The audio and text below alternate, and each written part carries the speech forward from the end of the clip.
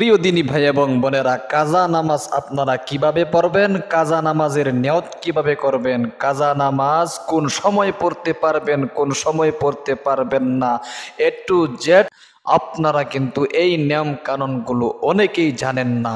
আপনার 30 বছর, 40 বছর, 50 বছর, এমনকি সারা জীবন চলে যাচ্ছে, এখনো পর্যন্ত আপনি কাজা নামাজ কিভাবে পড়তে হয় শিখতে পারলেন না। আজকে আমি আপনাদেরকে একদম পানির মতো সহজ করে কাজা নামাজ কিভাবে পড়বেন, সূরা কেরাত কিভাবে পড়বেন, নিয়ত কিভাবে করবেন, কোন সময় পড়তে পারবেন, কোন সময় পড়তে পারবেন না, ইনশাআল্লাহ শেখামো।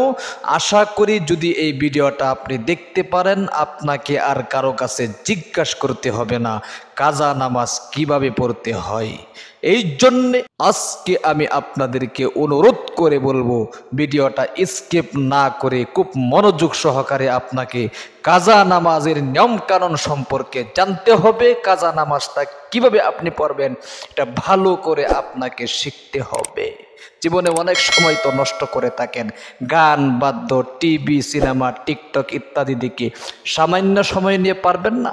আজকের এই ভিডিওটা দেখে অবশ্যই কিন্তু আপনি পারবেন। আসুন তাহলে আমরা সর্বপ্রথম আজকে জানবো কাজা নামাজ কোন সময় পড়তে পারবো এবং কোন সময় পড়তে পারবো না। সর্বপ্রথম আমরা এটা জেনে নেই। দেখেন, শরীয়তের পক্ষ থেকে 3টি সময় এমন রয়েছে যে 3টি সময়ের মধ্যে নামাজ পড়া কিন্তু নিষিদ্ধ। 1 নম্বর হলো সূর্য যখন উদিত হতে থাকে, অর্থাৎ ফজরের নামাজের সময় শেষ হওয়ার পর থেকে নিয়ে অর্থাৎ সূর্য উদিত হওয়ার আগ পর্যন্ত মাঝখানে 19 মিনিট অথবা 20 মিনিট সময় কি মাকরুহে তাহারিমি থাকে। এই সময় আপনি নামাজ পড়তে পারবেন না। এটা হলো 1 নম্বর। অর্থাৎ ফজরের নামাজের সময় শেষ হওয়ার পরে 19 মিনিট আপনাকে অপেক্ষা করতে হবে। এই সময় আপনি কাজা নামাজ পড়তে পারবেন না। এরপরে 2 নম্বরে সূর্য যখন বরাবর হয়ে যায়, এই সময় আপনি নামাজ পড়তে পারবেন না।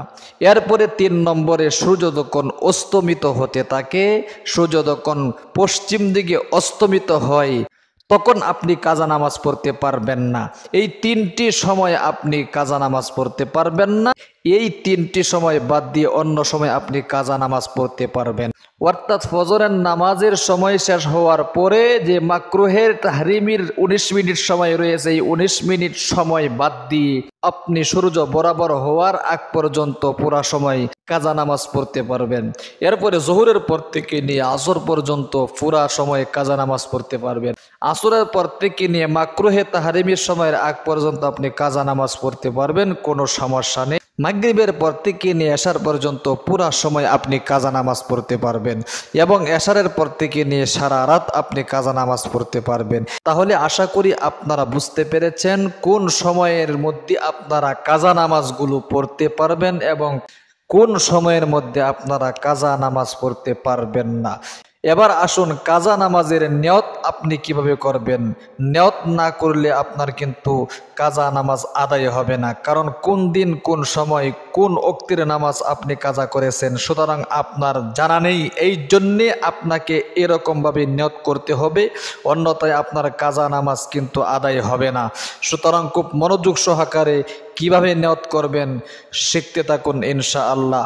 উদাহরণস্বরূপ মনে করেন আপনি ফজরের নামাজ কাজা আদায় করতেছেন অতীতের, আপনি নিয়তটা এরকমভাবে করবেন, আমার জীবনের সর্বপ্রথম ফজরের নামাজ যেটা কাজা হয়েছিল সেটা আমি আদায় করছি, আল্লাহু আকবার।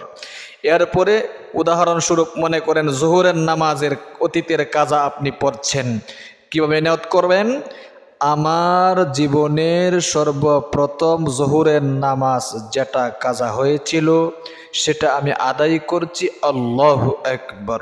এরপরে অতীতের আসরের কাজা নামাজ যদি আপনি আদায় করতে চান তাহলে নিয়ত কিভাবে করবেন, আমার জীবনের সর্বপ্রথম আসরের নামাজ যেটা কাজা হয়েছিল সেটা আমি আদায় করছি, আল্লাহু আকবার। মাগরিবের সময় মাগরিবের কাজা পড়লে এরকমভাবে নিয়ত করবেন, আমার জীবনের সর্বপ্রথম মাগরিবের নামাজ যেটা কাজা হয়েছিল সেটা আমি আদায় করছি, আল্লাহু আকবার। আবার এশারের অতীতের কাজা নামাজ আদায় করলে নিয়ত এরকমভাবে করবেন, আমার জীবনের সর্বপ্রথম এশারের নামাজ যেটা কাজা হয়েছিল সেটা আমি আদায় করছি, আল্লাহু আকবার। আশা করি নিয়ত সম্পর্কে আপনারা অবগত হয়েছেন। এবার আসুন কোন সূরা দিয়ে পড়বেন এবং কোন সূরা দিয়ে পড়তে পারবেন না। দেখেন, সূরা কেরাতের ব্যাপারে আমি বলবো, এটা নির্দিষ্ট কোনো সূরা নেই যে আপনি এই সূরা দিয়ে কাজা নামাজ পড়বেন। আপনি বর্তমানের নামাজ যে সমস্ত সূরাগুলো দিয়ে পড়বেন, অতীতের কাজা নামাজটা কি এই সমস্ত সূরা দিয়েই পড়তে পারবেন, কোনো সমস্যা নেই। অমুক সূরা দিয়ে পড়তে হবে, তুমুক সূরা দিয়ে পড়তে হবে, এটা আসলে অনেকেই হয়তো বলে থাকে, যারা বলে তারা ভুল বলে। সুতরাং আপনি যে কোনো সূরা দিয়ে কি করতে পারবেন, অতীতের কাজা নামাজ আদায় করতে পারবেন। আরেকটি গুরুত্বপূর্ণ বিষয় হলো তারতিব ওয়ার নামাজ। এক প্রকার নামাজ এমন রয়েছে যেগুলোকে সাহেবে তারতিব বলা হয়, অর্থাৎ তারতিব ওয়ার নামাজ। যার জীবনে 5 ওয়াক্তের চেয়ে বেশি নামাজ কাজা হয় নাই, এই সমস্ত ব্যক্তিরা অতীতের কাজা নামাজ আদায় না করে ওয়াক্তীয় নামাজ যদি আদায় করে তাহলে তার নামাজ আদায় হবে না। উদাহরণস্বরূপ মনে করেন ফজরের নামাজ আপনি মিস করলেন, ফজরের নামাজ আপনি পড়তে পারলেন না, 1 ওয়াক্ত চলে গেল। এরপরে জোহরের নামাজ পড়তে পারলেন না, 2 ওয়াক্ত চলে গেল। আসরের নামাজ পড়তে পারলেন না, 3 ওয়াক্ত চলে গেল। মাগরিবের নামাজ পড়তে পারলেন না, 4 ওয়াক্ত চলে গেল। এশারের নামাজ পড়তে পারলেন না, 5 ওয়াক্ত কি আপনার চলে গিয়েছে। সুতরাং এই 5 ওয়াক্তের চেয়ে বেশি যদি না হয় তাহলে অবশ্যই আপনার আগে ফজরের নামাজটা আদায় করে তারপরে আজকের ওয়াক্তীয় নামাজ পড়তে হবে, এরপরে জোহরের নামাজ, এরপরে আসর, এরপরে মাগরিব, এরপরে এশার, অর্থাৎ তারতিব ওয়ার সিরিয়াল বাই সিরিয়াল অনুযায়ী আপনাকে আগে এই অতীতের নামাজগুলো আদায় করে তারপরে আজকের ওয়াক্তীয় নামাজ আপনাকে পড়তে হবে। কারণ এটা হলো আপনার জন্যে ওয়াজিব সাহেবে তারতিব। আপনি যদি এই অতীতের কাজাগুলো আদায় না করে আজকের ওয়াক্তীয় নামাজ আদায় করলে নামাজ আদায় হবে না।